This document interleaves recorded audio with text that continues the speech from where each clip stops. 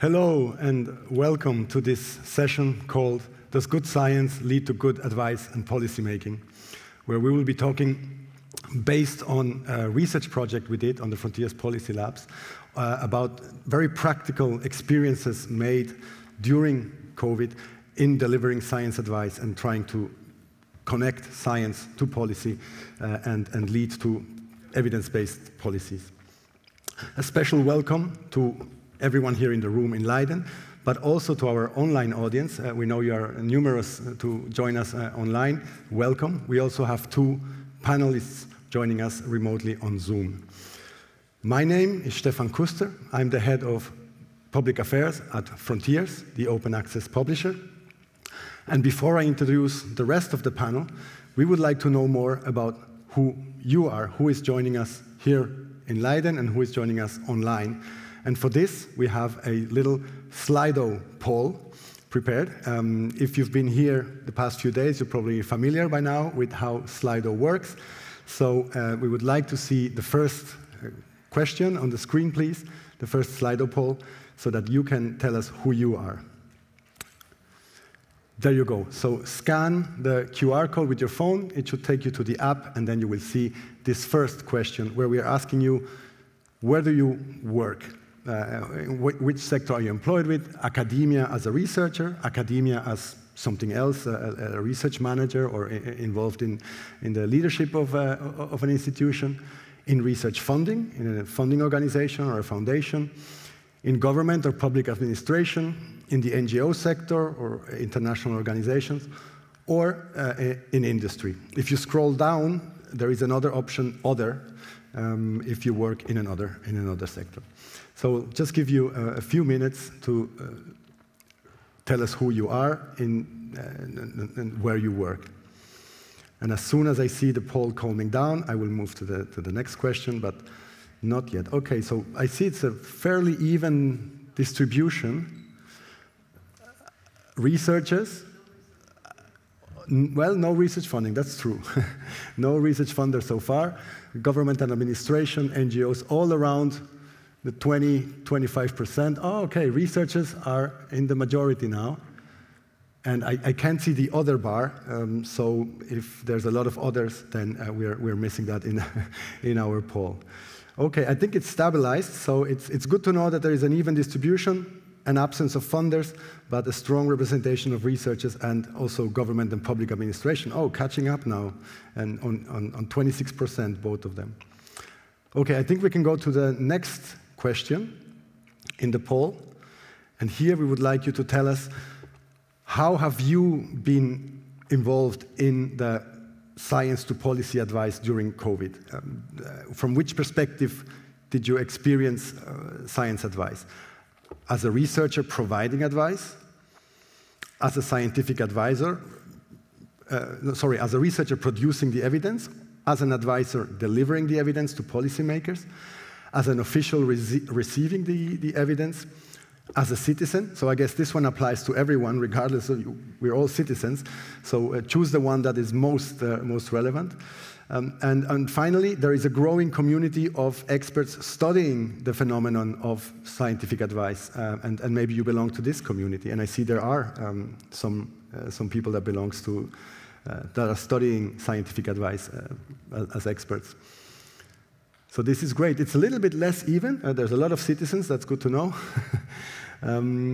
But otherwise, pretty even researchers, science advisors, and even some officials. That's really good. That's great.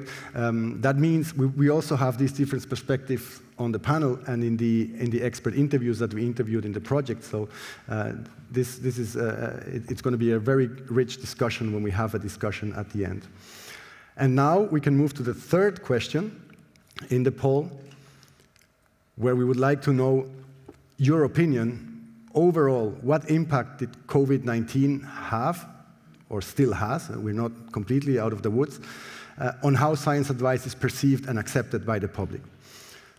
Was it a positive one? It showed the effectiveness of scientific advice and increased its acceptance? Or, it's a pretty black and white poll, or did it show the limitations of policy advice and it decreased its acceptance? or maybe you are neutral and think it didn't have an impact. Let's give this a few seconds too for your replies.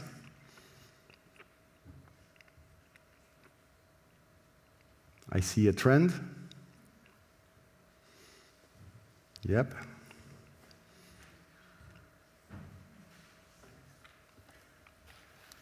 I think this is probably not going to change massively, so I'm glad to see that there's maybe some optimism about scientific advice and its effectiveness and its acceptance.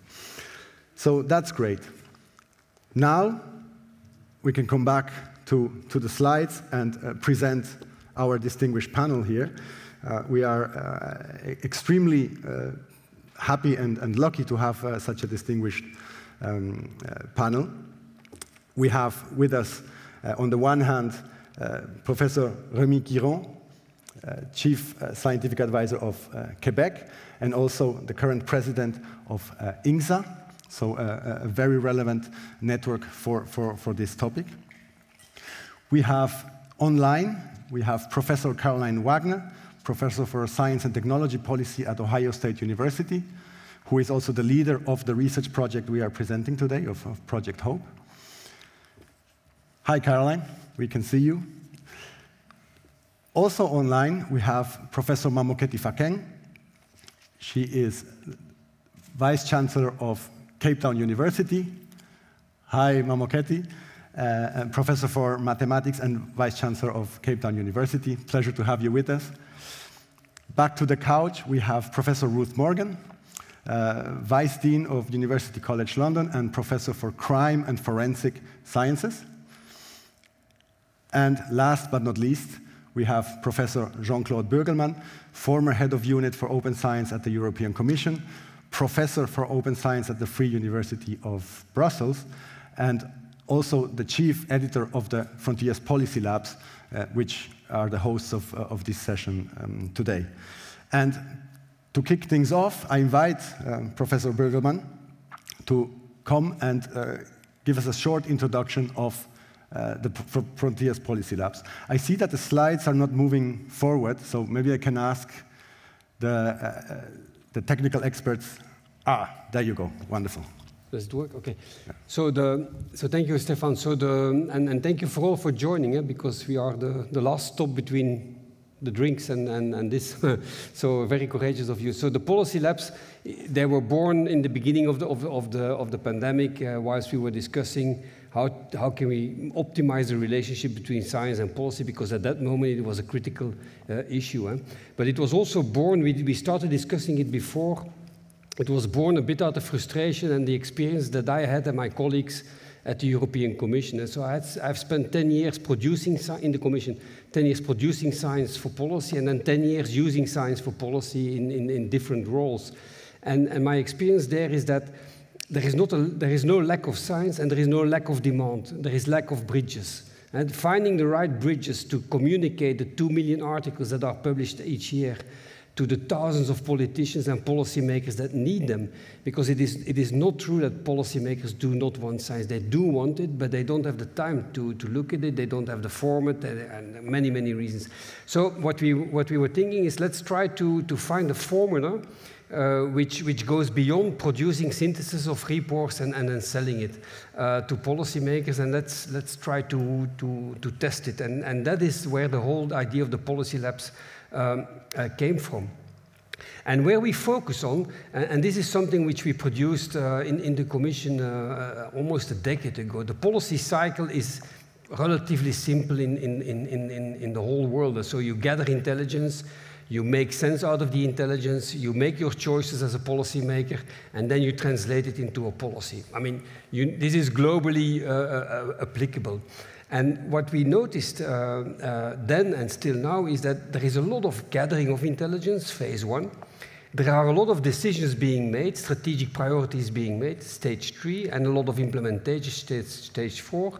But what is lacking is how do you make sense of all this knowledge for the priorities you want to make, meaning the bridge between the science and the bridge between the demand.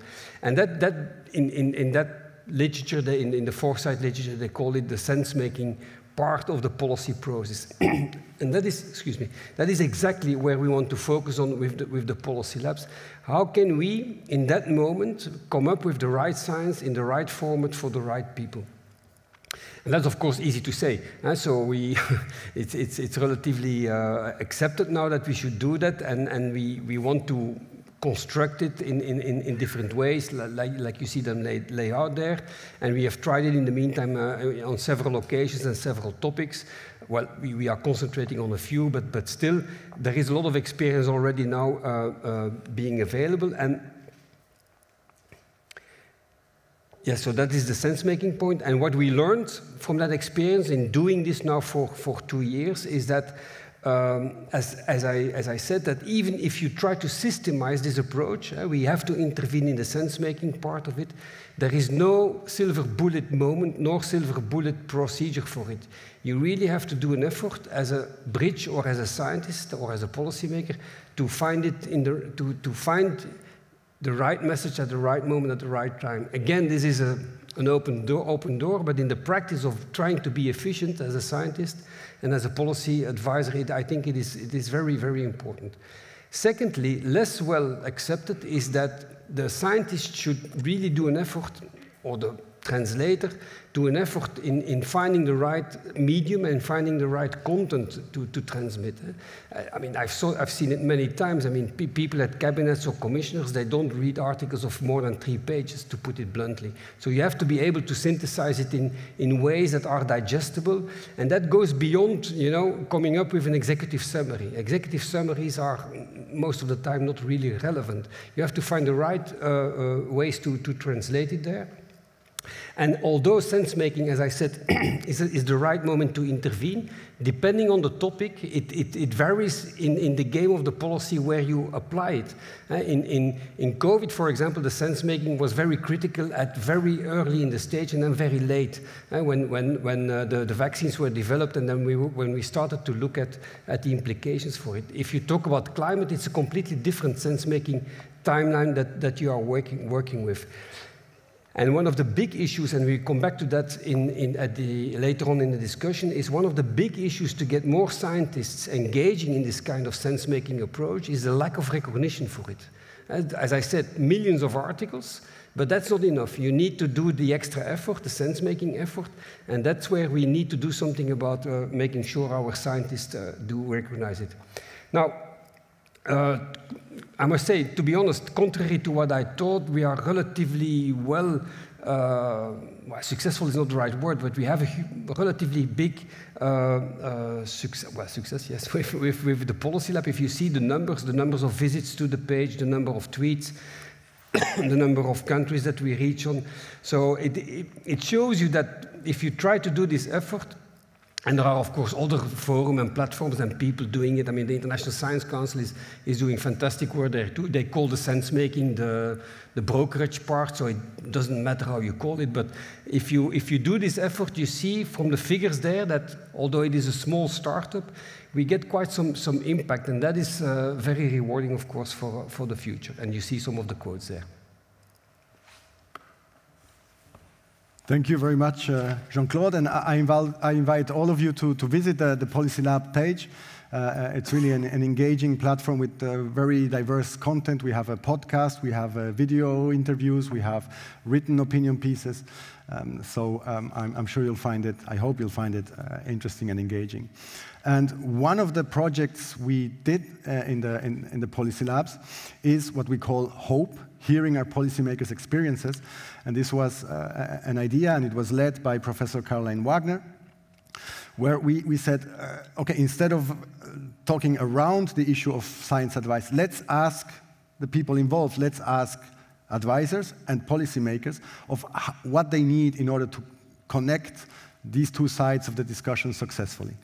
And we were very lucky when we reached out to individuals to involve in this project that immediately most of them reacted positively and said yes. And this was during the height of the second wave of Corona, so these people were busy working on Corona, but still they found the time to talk to us and provide us with valuable data. So this forms the data for the project, are recorded interviews with these experts. We interviewed seven experts. You can see them on the screen. I have to move closer because I don't want to make a mistake. Adrian Patterson is the former CEO of the Australian Nuclear Science and Technology Organization. Anne Boucher is a former Director General for Health and Food Safety at the European Commission. We also interviewed Quirion Jones. She's the current Deputy Secretary General of OECD, and she's the former US Assistant Secretary of State for Oceans and the International Environmental and Scientific Affairs of the Obama administration. We talked to Dame Anne Glover, the former Chief Science Advisor to the President of the European Commission and the former Chief Scientist of Scotland. We talked to Paul Dufour, Fellow and Associate Professor at the Institute for Science, Society and Policy at the University of Ottawa. We talked to Robert Madeleine, former Director General of the European Commission and today Chairman and Partner at FIPRA International, and to Yuko Harayama, the Executive Director of RIKEN. So we had a really broad, also geographic balance and a richness of experiences and different ways of being involved in the issue of scientific advice during the Corona period. 3 major threads emerged across all the interviews, and these were long, in-depth interviews, and 3 threads emerged, the 3 T's, we call them. Tensions revealed during the process of providing evidence, trade-off between different aspects on both sides of the science advice delivery, and the need for translation. And before we go more into the detailed experience of the experts we interviewed, I would like to address the panel here and looking at these 3 T's and at the relationship between science and policy. What was for you your game-changing insight or your major aha moment during the Corona period when we were witnessing scientific advice being delivered very actively? I will go first to Zoom and ask Caroline Wagner on Zoom to let us know what for you was a major revelation in this relationship between science and policy. Yes, thank you, Stephen, and thank you so much to the organizers of this event. It's very important, and I look forward to the conversation as well. One of the first things that I did as a policy analyst early on in COVID is look into who was connecting with whom in terms of research into the very earliest parts of COVID. Part of the reason that my team and I got involved in this research is because we heard complaints in the media that certain groups weren't cooperating, particularly groups coming out of China. And it struck us that that isn't how science works, that indeed scientists would immediately seek to connect with one another to try to figure out what was happening. So we went into the collaborations. We just looked at who was working with whom. And we found that in the very earliest stage of COVID, indeed, US and Chinese scientists, for example, increased their collaborations around coronavirus research in order to address the problems at hand. So one of the things that I think we showed is that science tends to operate by its own rules of engagement and connection. And to the extent that it's not interfered with by the political level, it will turn out excellent and extremely useful information. After a little while, political tensions got in the way, and indeed we saw some diminution of that connection. So one of the questions I think we need to ask ourselves is how do we allow science to flourish irrespective of the political tensions that go on in any time that we have a crisis? So that was one of the early insights I had and that I'll share. Thank you, Caroline. Rémi, you were an active, and you still are an active science advisor and chief scientist. What was for you the big revelation? Well, first, thank you as well for the invitation to be part of the panel. I'm sure, as Caroline was saying, we'll have an interesting discussion. Really a game changer. I must say I was thinking that I was working before the pandemic. But with the pandemic, I really work. The first few months, it was like, it was never stopping.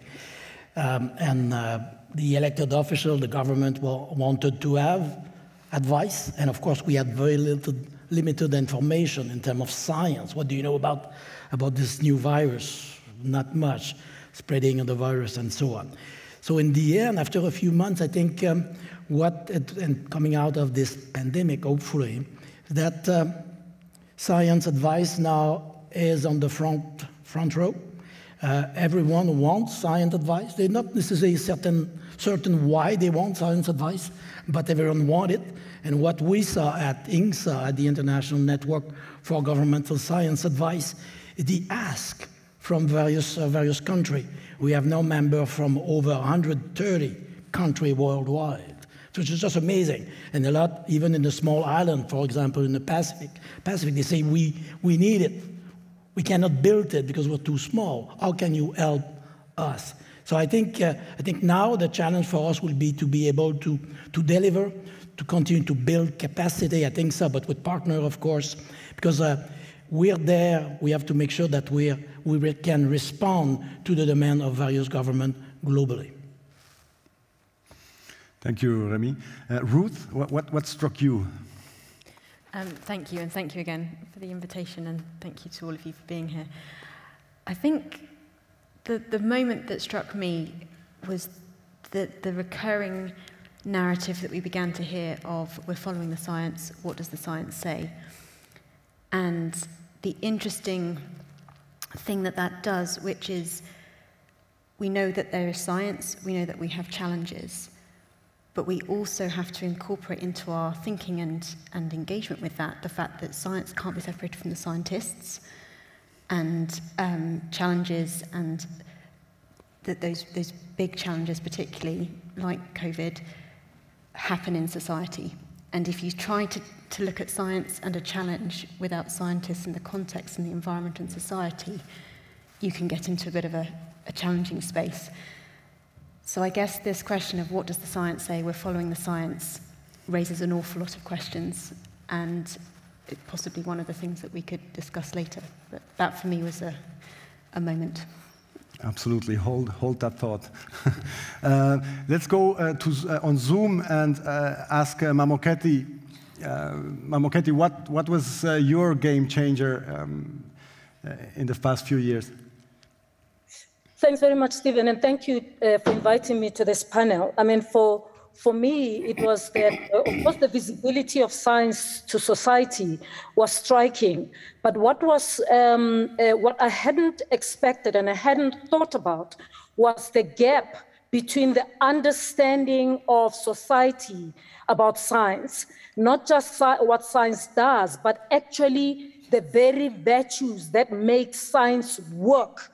Those are not always visible to society. I don't think they're also visible to politicians generally and some policymakers.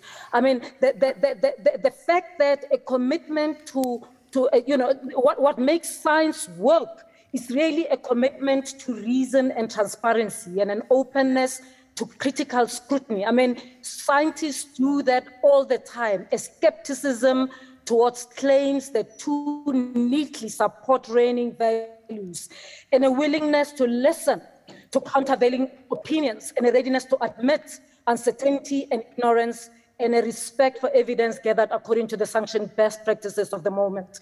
I mean, we didn't have the luxury of time, and so when there's uncertainty and policymakers are not allowed, the society, an average person on the street doesn't expect a policymaker to come and say, we don't know, or we're not sure, or we're gonna try this, or this scientist says that, and this one says that. We're still figuring it out because it was a matter of life and death. And I think I think these debates between scientists, which are normal in the practice of science, are not necessarily normal for the average person and for some politicians and policymakers. And so it caused a little bit of a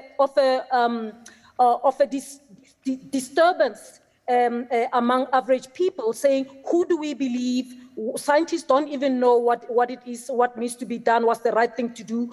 And I think at that moment, and perhaps the window is still open, to educate society about what makes science work.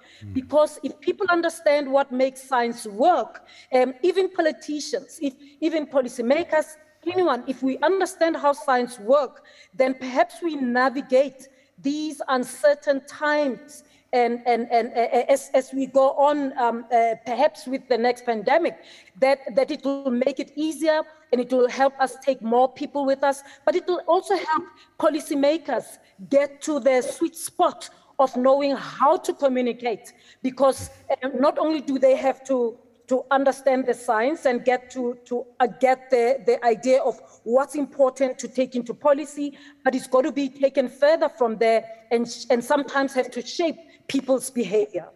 Thanks, Stephan. Thank you, Mamokgethi. And indeed, communication will come. We'll come and talk a lot about communication in a minute. So, very important point.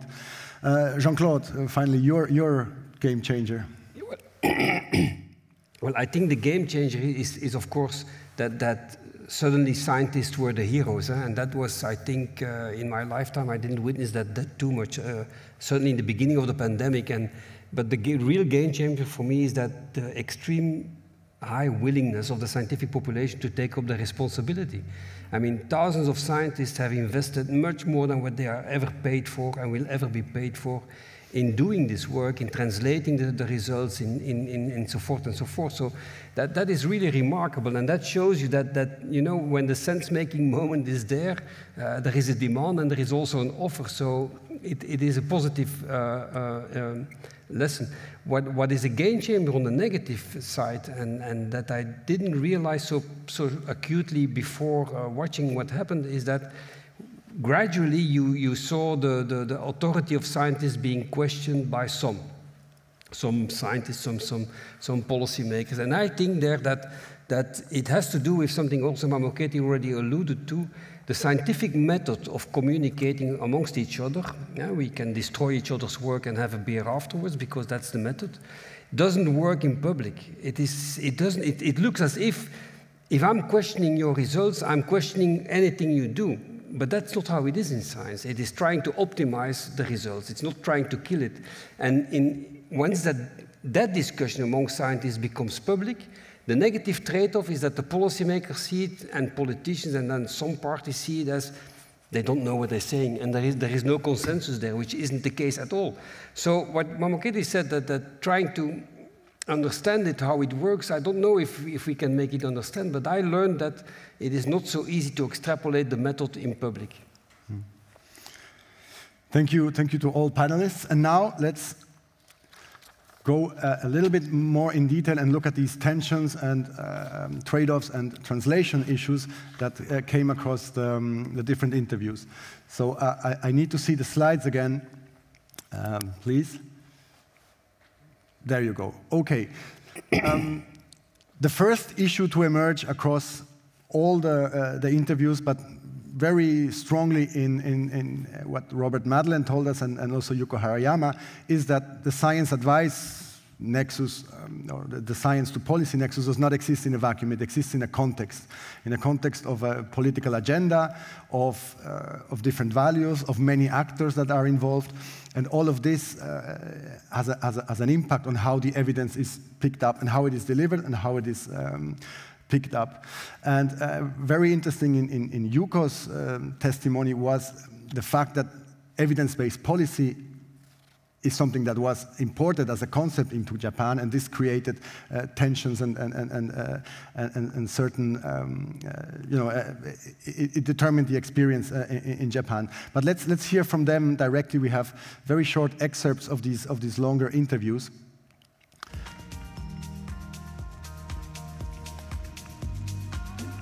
I think that it is often the case, but it's an understatement of the map to say, in an ideal world, evidence will lead to policy. Actually, there are 3 points on the map. It's a triangle, and you have political preferences, so the von der Leyen agenda, you have evidence, and then you have values. I think that, especially in a democracy, but not only, scientists therefore need to triangulate as they present their evidence to understand what values are underlying the thought patterns of my interlocutors, and what are their stated policy preferences, so that I can either affirm or refine or contradict them. I'm a historian, so I'm not a hard scientist, and I found both dealing with the life sciences as a regulator in the food chain and dealing with the physical sciences as a funder of research in the IT field, it was extremely important to have opposite scientists who deeply understood their subject but understood how to convey it to non-experts. So there's a linguistic and there is a framing issue. You frame it so that it meets the values and preferences of your listener, and you articulate it in language that the average commissioner, as the first Secretary General of the Commission used to say, a normal commissioner could understand.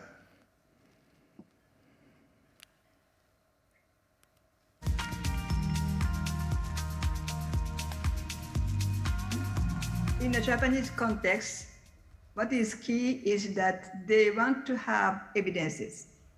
For the moment, that is. Because the concept of evidence-based policymaking is imported to Japan from OECD and other European American practices. So we are aligning to this concept, but the interpretation of this is that when we make political decisions, we need to bring some data or background analysis formulated by scientific sphere or even ministries-related research institutions or think tank associated, but something not impression, but in particular numbers, usually, metrics. So their preferences is to have background data, in particular metrics, and to bring, to ensure that their arguments are supported by something. Okay, so what I found particularly interesting is this notion of the triangle, political preferences, agenda, the evidence, and the values. And I want to go to Caroline for the first question on this, on Zoom. Caroline, what do you make of this triangle concept that Robert Madeleine discussed in his interview?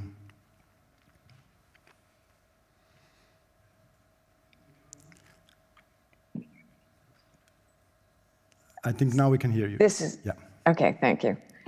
So this is critical to all of us that are trying to bring science and scientific ideas and concepts into decision-making. So we know that science kind of operates by its own rules. And I loved that Yuko talked about, to some extent, it was imported to Japan, but to some extent, the rules emerge from science itself. They're not determined by the political system or any top-down method. They come about in relationship to Mamokgethi's comments about the need for openness, transparency, and reciprocity that are critical to knowledge creation and diffusion.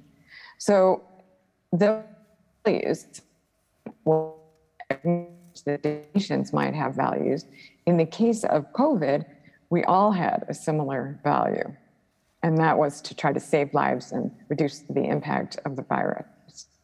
So as a result, I think we saw some of the, what we might call universalism of science and the need for open, evidence-based information in order to address the agenda as well as the values that we were all bringing to the process. Thank you, Caroline. Just to let you know, you were breaking up a little bit, but I think we got the the full of what you were, the full message that we are trying to convey.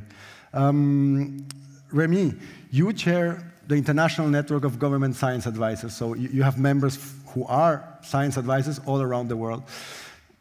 Is evidence-based policymaking, is this a concept that can be imported, and does it work the same way across your membership? Yeah, I think, of course, there is always a special issue related to culture, to context, and all that. So I think what was mentioned in terms of value, and this is extremely important. So I really like very much the idea of the triangle and not forgetting values. And you cannot necessarily say, well, the type of advice, the strategy we have, for example, in Canada, will apply in Rwanda. So we have to make sure that we apply it to the context, to the culture, and to the language. This is something we have not done too well, at least to my knowledge, up to now in terms of science advice globally. When I talk about science, also it's a detail, but an important one, it's all science. So basically we go from a pure like chemistry, physics, but also social science, humanity, even arts and culture. So that's very important to be very, very inclusive there. And I think that's what they wanted to tell us as well. And the last part that I would like to mention here, and was discussed a little bit by him, is the scientific methods. So more and more we'll have to explain, and I think you got to that earlier a little bit, Claude, is explaining the scientific method to, yes, of course, to elected officials and to high-level policymakers, but probably more important to our fellow citizens, so that everyone understands a bit more. And here there is an opportunity, and it's a beautiful opportunity offered by the pandemic in a sense. Great. Thank you, Rémi. Let's go to the second issue that emerged in several of the conversations, a very tangible one, the one of the resources and the support you provide a government advisor, a person or a mechanism when you set it up. And let's hear what Dame Anne Glover had to say based on her both roles as a Chief Scientist of Scotland and Chief Science Advisor to the President of the European Commission. In both instances, I was the first person to hold the post. And what struck me was, in both cases, I think there was an absence of preparing the organisation, the institution, whether it be the European Commission or Scottish Government, for preparing them for the arrival of a Chief Scientific Advisor. So that I think in both instances, I was probably met with a good deal of uncertainty, sometimes suspicion. I think people were personally welcoming in both instances, but institutionally, there was a nervousness about what this person might do. So that was the first thing. So it's really important to do the groundwork and make sure there's enough preparation to introduce a role, whether it be in government or something like the Commission. I think, secondly, I would say that the person needs support. If I think about my introduction to Scottish Government, I mean, I'd come from working in research. I had done some knowledge transfer in as much as I'd set up a small biotech company as well, so I was used to that kind of transition. But I had not done much advice for government or indeed worked with governments. And so when I arrived at Scottish Government, it was very welcome that I had experienced officials who were able to explain to me how the system worked. And I think, ironically, that was less so in the case of the Commission, because when I arrived at the Commission, in my team I had some administrative support, and I had a secondee who was, and I mean here a secondee to the Commission from one of the member states, who did not have a lot more experience of the Commission than I did, and that was it. So an awful lot of the time was spent initially trying to get some resource so that I could do a useful job for the Commission.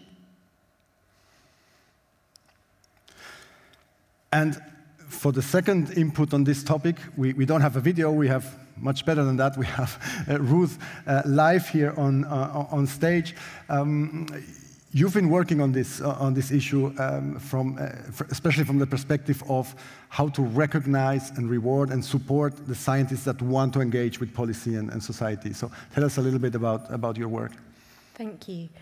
So I think what we've really seen over the last couple of years is that undeniably science is a really critical part of the narrative and the way that we're going to tackle these big challenges, whether it's coronavirus or climate, sustainability, justice, poverty, equity, those kinds of things. Those are big challenges that don't respect national borders, they don't respect disciplinary borders, and science has a very significant role in unlocking and finding ways through to create a better future. But I think what we've also seen is that there's a really big challenge when it comes to the context within which scientists are working. And I think this comes down to this issue of recognition and reward. And it's a really big issue for a couple of reasons. I think the first reason is that to translate good science into good science advice, it takes not just good science, but also a scientist. And it takes that scientist a lot of time to put the effort into having conversations, to building those bridges from the academy outward. It takes a lot of time to grow relationships, to build trust. And generally speaking, the way that those things happen is over time, fairly organically. There's no quick fix. And I think the second challenging part of all this is that often as you're doing that, you can't, at distinct periods of the timeline, say, the coffee I had with X led to Y. In the short term, we can't deliver these very measurable, clear impact markers. And all of that contributes to the challenge that then scientists face in their own institutions of trying to justify their excellence. And we have the metrics that we do in terms of publications, in terms of grant income. This becomes an optional extra. This is a nice to have, but it is not something when you've got all these other pressures on you that is top of the agenda. So it's within that context, and it was in the conversations that I was having with other scientists from around the world through the Young Scientists Network at the World Economic Forum, that we came to realize that this was a pervasive issue. It wasn't just a European issue, it was something that scientists from South America, from Africa, from Asia were all experiencing to varying degrees and in different contexts. So the idea came around to address this, to change this, we actually need to change the context. So it's not just a case of asking scientists to do more. Pretty much every scientist I know has gone into science because they care, because they can see that their science is going to be part of changing the world for the better. But they have a context in which they're working. So the idea really came about, if we could get 10% of scientists in public organizations, which is about 1 million scientists, if we could enable them by rewarding and incentivizing them to be able to spend a nominal 2 hours a week, that would produce 100 million hours of engaging with the hard work that is required to build those bridges, to create those networks, to build that trust so that we could have more effective science and policy. And I guess the idea around that is transforming this from a situation where we have a crisis and we wheel a scientist in to help us fix it, to having scientists at the table and that science at the table in an ongoing way, so that when those things hit, when big decisions have to be made, those insights, that way of thinking is infused into that with the other things that are necessary as well. So the idea around 1 million scientists and creating 100 million hours is about creating a future where we have a more diverse range of science voices at that table. If we could incentivize this at the source, if you like, I think we would see more representation from different disciplines, from the sciences through to the humanities and social sciences. Those are often even harder to justify that time than medical sciences, engineering, for example. We would also get a much broader and diverse range of voices from the sort of stages of career. So we'd have more opportunities to hear from early career scientists and mid-career scientists, as well as those that are at that senior level. And I think that would create a better future. So I want to bring in Mamokgethi. I see that she just disappeared from the screen. I hope you can still hear us, Mamokgethi. If not, yes, I will come back. Oh, yes, yeah. There you are, Mamokgethi. So you're Vice-Chancellor of a university.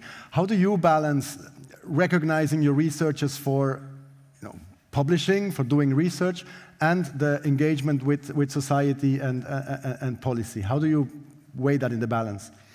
Ruth is very correct. I mean, we have we don't only recognize research and publication and winning of grants. We also have something that we call academic citizenship and social responsiveness. So the contributions that people make to policy and policy making are recognized when they apply for promotion. But remember that we are just a university. Academics are part of a much wider community. And that the recognition that they get is not only in a university. I mean, in the context of South Africa, for example, there's a rating system of scientists, okay? And that has got a different way of recognizing. It looks at publication, citation indices, and so on, and not always so much, particularly depending on disciplines, but it doesn't look so much at contributions to policy. So I think it's a very important point that is being made. But remember that universities, what universities recognize and what different entities recognize, it's actually what brings them revenue. So in many ways, if governments reward universities according to publications in international journals or in ISI-listed journals, that's what you end up seeing universities value, because in the context of a shortage of financial resources, universities want to gain those financial resources. And there's a competition here, right? So universities compete as well in terms of rankings. So there's government, what you get from government in terms of subsidy is what you get in terms of recognition, in terms of rankings, is where you get listed. And as long as those things are still counting publications and counting citations, we will see the recognition being what it is. So we need to rethink how research excellence is recognized. Okay, because it is not just about publication. But here's the thing: as much as I say it's not just about publication, we also have to be clear and honest that research is also not without publication. So I can't have a researcher who says, well, I'm doing this and all I do is advise government. So it's both. So how do you recognize the people who are making contribution to policy? I do want to make an input, and maybe I should wait first and hear what JC has got to say, because there's a few interesting things that Anne said that I think are very interesting that we shouldn't miss in this conversation. I don't know if you want to allow me, or I can wait, Stephan, for JC to contribute, and then I can come back and make a contribution in terms of what Anne said. I found it very interesting. Yes, I wanted to ask JC, and then I'll give the word back to you very briefly. But JC, you were involved in on the Commission side in the transition from having one individual advising the president to a mechanism of scientific advice. And I think the support issue that Anne Glover mentioned in her interview, this was probably one of the driving factors there. So how did you see this from the inside when you were setting up the new mechanism? Well, I think what Anne said is very pertinent. And I happen to know the story quite well. But she simply lacked the support, not the recognition, but the support to make her job happen. Which doesn't mean that you need a huge administration, but you need something to make it to bring it forward. Where I personally, and I was also quite well involved in that one, where I personally think we were less successful is, and I can say it now because I'm retired from the Commission, is the scientific advice mechanism. It is, the idea was noble and the idea was great, mobilize the academies and a consortium to come up with relevant advice, but it ended up in my personal view, and I apologize for the academies, in the academies mainly talking to the academies. And that's not what we need. And what we need is, I mean, a policymaker wants, what Ruth also alluded to, wants to see a scientist telling him in a sense-making perspective what matters, not a report. And therefore, and you don't do that off the shelf. You're not born with that quality. You need to learn it, you need to practice it, and you need to invest in it. And what Ruth said and her initiative, if we don't recognize that, it will always be this kind of obsolete mechanisms which are mainly producing papers for the people who read papers that will be put forward. And I'm afraid that is not the way forward. Mamokgethi, 30 seconds for your point, and then we have to move on. 30 seconds. So here's the thing. I think when it comes to policy advice and policy, I think Anne made a very important point. The medium is the message. Okay, so it does matter who the science advisor is. I know this might sound controversial, but it does matter. And if the political environment is not ready for the scientist that is deployed to provide advice, or they don't trust the scientist. Not that they don't trust their science. Before they get to the science, they've got to trust the person.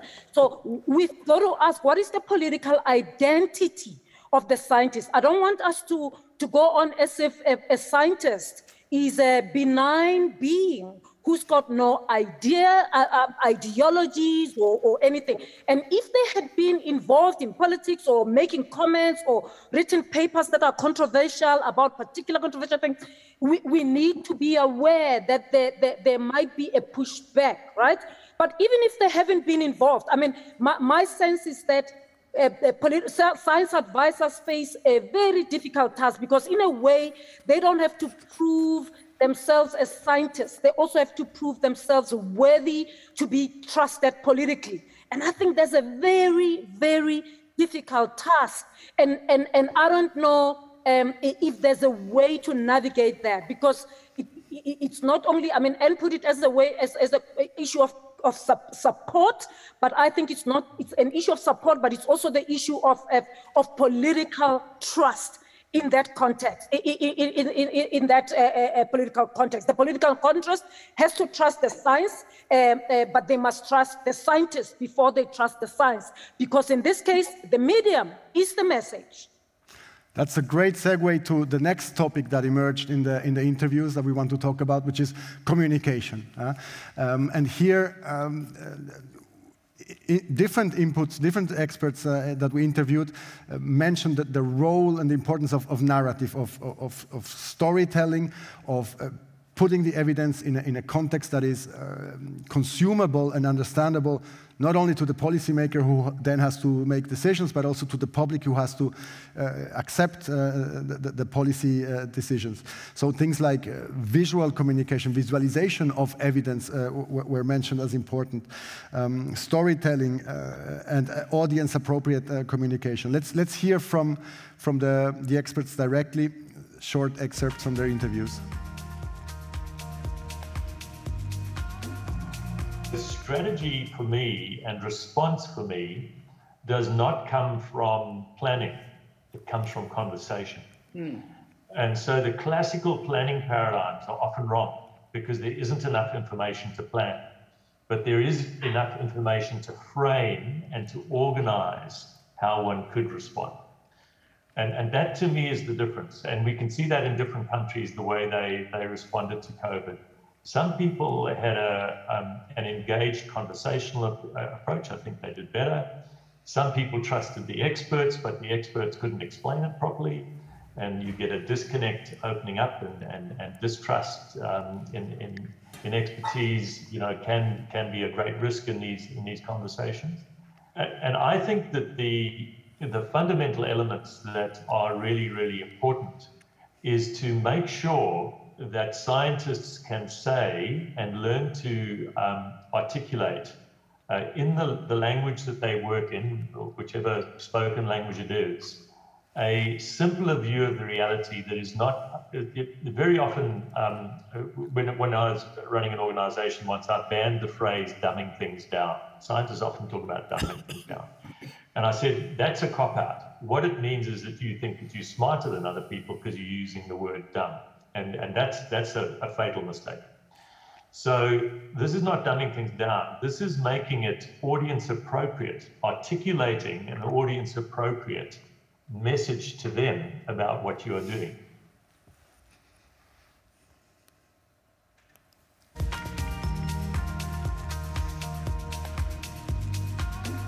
I mean, it helps to have an infrastructure within your various decision-making organizations, you know, that you can tap into, right? I mean, there's a reason that the INGSA exists, for example, the International Network for Government Science Advice. You know, there was a felt need to try to provide more structure to the way in which advice and expertise is brought into the decision-making, you know, systems around the world. The pandemic has shown that you can get your act together, right? You know, on a pretty serious global issue, you know, when the need arises. And so I would hope there's some lessons learned from that on both sides, from the decision-making community, policymakers, but also from the research knowledge community.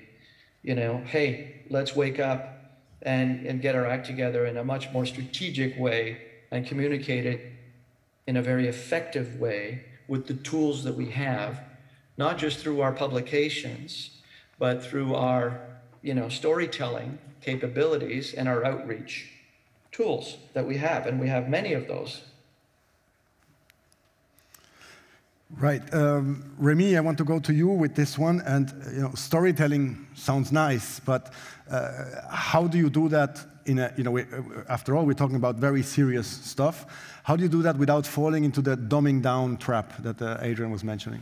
You know, maybe just a couple of words before that. I fully agree with what the colleague have said in terms of incentive. So we have to change the paradigm.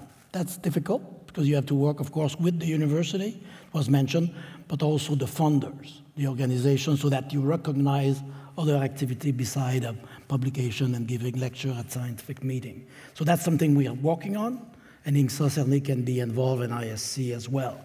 Another big one, trust. For me, after 10 years on the job, that's the key. When they trust you, you don't have to dumb anything. You don't have to dumb it down. They trust the type of advice you explain to them, and they trust you. So I think it's very, very important to do that. Conversation, it was mentioned also. Listening, the art of listening. So I think you have to do that as well. You don't go there and say, I know, you have to follow that. It doesn't work. So you have to have to be a, basically, you have to be bilingual in a sense. You have to understand the language of policymaker. Policymaker also need in the future to understand a bit more how the scientific method works. So I think this will be very, very important, and I think we need to build capacity on that front. And again, INGSA can be there to build capacity in terms of science advice, but how to make sure that we deliver science advice that take into consideration context, culture, language, and so on. Otherwise, we will not be more effective if we have the next pandemic. And one last thing that Paul, you did not pick that part, what Paul mentioned, Paul Dufour, but nothing, one thing that he said, nothing is worse than unwanted scientific advice. So you have to have also a receptor capacity, otherwise you're wasting your time and you're wasting their time, and they will not come back to you. Caroline, in your research into this, what role have you found does communication play, and how the evidence is communicated? Yes, I would like to highlight what Paul Dufour said about structure, because one of the things that my team saw early on in the COVID research community is a rush to elite institutions. And those institutions were in the most highly developed countries, as well as China, because China is where the virus originated. So what we saw is at the very earliest days, the most elite institutions quickly connected up. A lot of policymakers looked to those institutions for advice.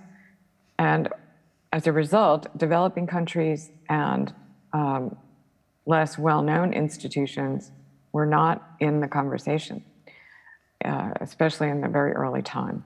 So on one hand, if you develop a disease, you want to go to the best doctor. So that's one thing that we know. If we have a problem, we do want to go to top experts. The problem becomes one where we don't have enough structure for communication where we can involve multiple voices. So we do have INGSA and some other early efforts to try to engage more voices, but we really don't have a structure that works very well at the international level to encourage and engage. So I think it's one of the things we need to think about as a community going forward is how do we structure these kinds of communications to extend the realm of trust, as Rémi mentioned. The realm of trust is extremely important in science. Science is a reputation economy. So as a result, we look to those highly reputed people and places. The question is, how do we encourage and include more voices? Thanks, Caroline, also for that excellent segue to the last topic that emerged, which is the international structure. So scientific advice is something that we were witnessing and happening essentially at the national or local level, but there are structures already in place, and there was a theme emerging across the interviews, and well, Paul hinted at it in his response that we heard before. Caroline, you were mentioning it now, is the need or the usefulness of international governance and structures to facilitate collaboration and advice. And let's hear from two voices that were talking about this during the interviews. I think we are interdependent. I mean, I think, you know, it's just the way things are. There's no way that we can go back to the way the world was 100 years ago and countries were a bit more isolated from each other. We're way beyond this. We're way beyond that. We are in a time of a global science and technology enterprise. That's a given. And I think it's something, you know, that has been around for a while, and I think it's going to go on. I think the real, you know, question is, it's always a balancing act between cooperation and competition. And those two elements are going to be in the world forever, because this is the way we're built at this time. Openness in science, where you share all of the data and you share all of the information, and you make sure that the exchanges are equal, you make sure that there's transparency. Those are the values of science, and I think it's really why it's such an excellent international tool for building relationships, because it's not really one country that believes that. I think most countries believe this, all scientists believe this. And so I think it's just a diplomatic issue where it has to be taken on, and it has to be taken on repeatedly. And in some years it's in a better place, in other years it's not. And it is often influenced by the broader bilateral relationship.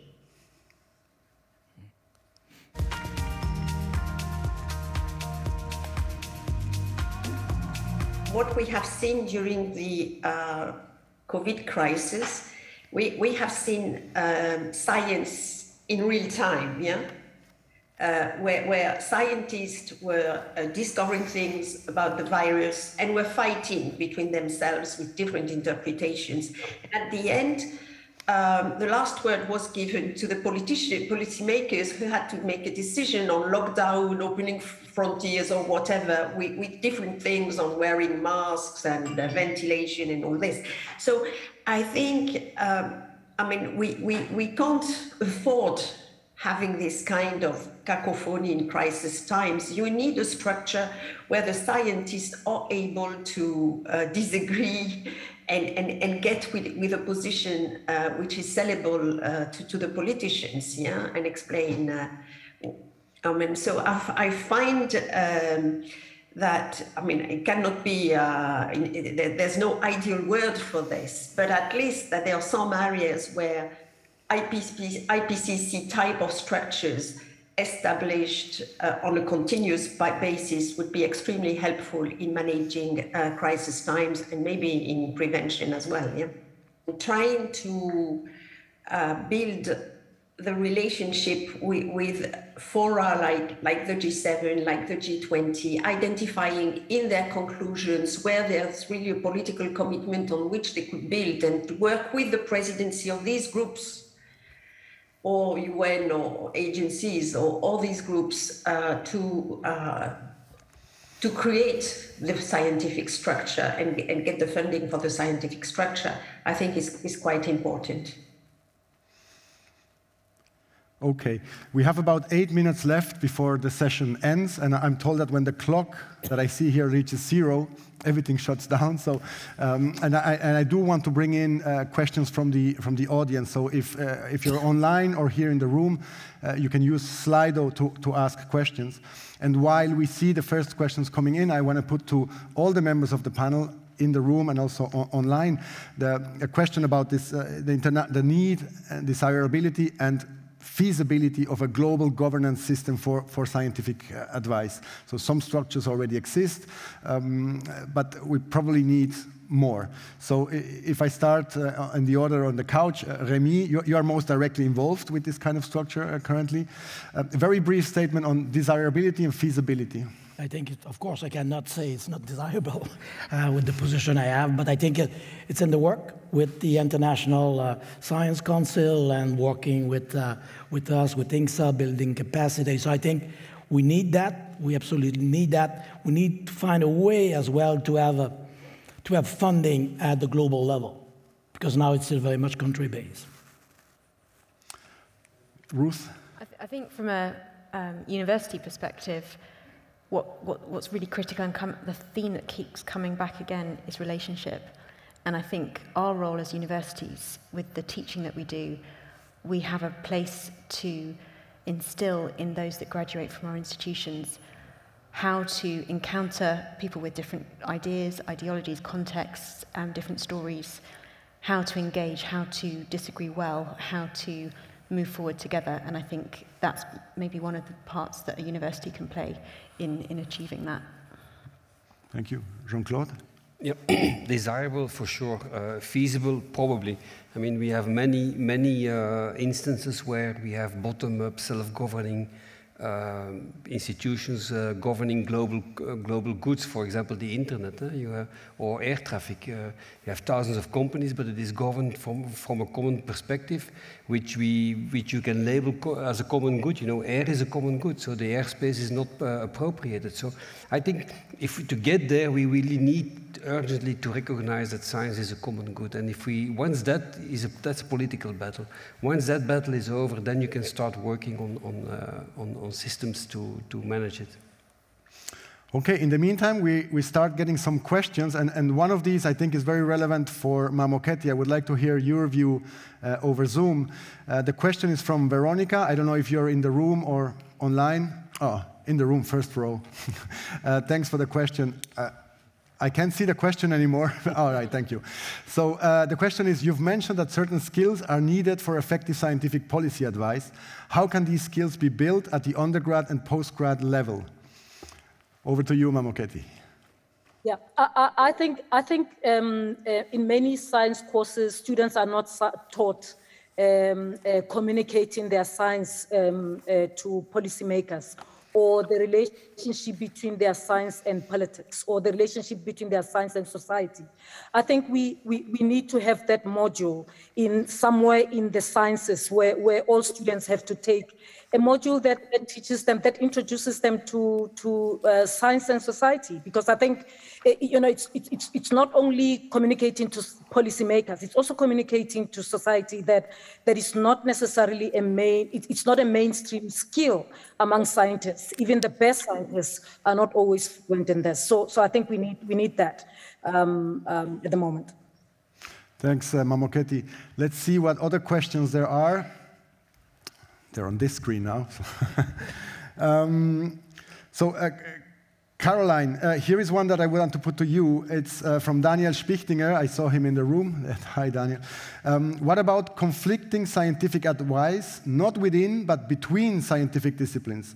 For example, the epidemiologists may argue for a shutdown, while the mental health community would strongly argue against it. How can this be resolved? Well, that's a hard question to answer. One thing that I think has come up throughout the panel is the role of uncertainty in science. One of the things that we don't like to talk about at the political level is uncertainty. And yet, we are always making decisions and within some realm of uncertainty. To help people be comfortable with the fact that there is uncertainty, there are multiple voices, can be one of the roles that Mamokgethi was just talking about, the teaching people so they understand that there will be multiple voices, and that, going back to Adi Patterson's comment, the conversational nature of communication and getting people in the room. Ultimately, someone has to make a decision, and they have to make a decision based on the best evidence they can get. It doesn't mean that the evidence won't have a great deal of uncertainty attached to it, and that there'll be conflicting voices. Then we look to someone that we respect and trust to make a final decision. So I think that, in fact, science is always going to have those elements of uncertainty. As long as we have the conversation going, then we will make the best decision we can at the moment. Okay. Thank you very much, Caroline. We are shortly coming to the end of our session. I see that there are some more questions, but unfortunately we don't have time to go into them in any detail. I do need to use the time that we have left to, first of all, thank our panel. It was a very rich discussion. It was a very dynamic session. You had very short time to speak, but it was extremely interesting contributions, reflecting on what the experts had said in the interviews. And I also have a final question from Slido for the audience. You will recognize this question because it's the same that I asked last time. And the idea here is to see whether anything that was said in this session changed your mind about the impact and acceptance of scientific advice. If I remember correctly, you were rather optimistic. I think it was around 70% saying that it was had been a positive effect. How does this look now? Have you changed your mind? Maybe. Oh no. Okay, it's still in play there. It's still in play. Largely still a positive view. Okay, seems to have stabilized around. I think it's slightly better than the first time around. 80% believe in the effectiveness or believe that COVID showed the effectiveness and increased the acceptance. So that's great. That confirms the result of the first poll. Again, I want to thank our panelists, the ones online, Caroline, Mamokgethi, thank you very much. The ones on the couch, Jean-Claude, Ruth, and Rémi, thank you very much. I want to thank both audiences in the room and online. And I want to mention as my very last input, before the clock turns to 0, I have 50 seconds left. I need the slides, please. I do also want to thank Frontiers for their support of this project. Thank you, Caroline. The pleasure was ours, and thank you for launching the project, Caroline, Project Hope. You can find, by the way, the details of Project Hope on the Frontiers Policy Labs page. Okay, 30 seconds to invite all of you If you're online, go to your local pub and have a drink. But if you're here in Leiden, please, you're all welcome to the delegates party, which is happening right now. It already started. We're missing the start, which is in the Botanical Garden. It's hosted by Frontiers, and it's you get to see a flower that only flowers every 8 years or so for 48 hours, and that's now. And the clock is coming to 0. Thank you. Bye bye.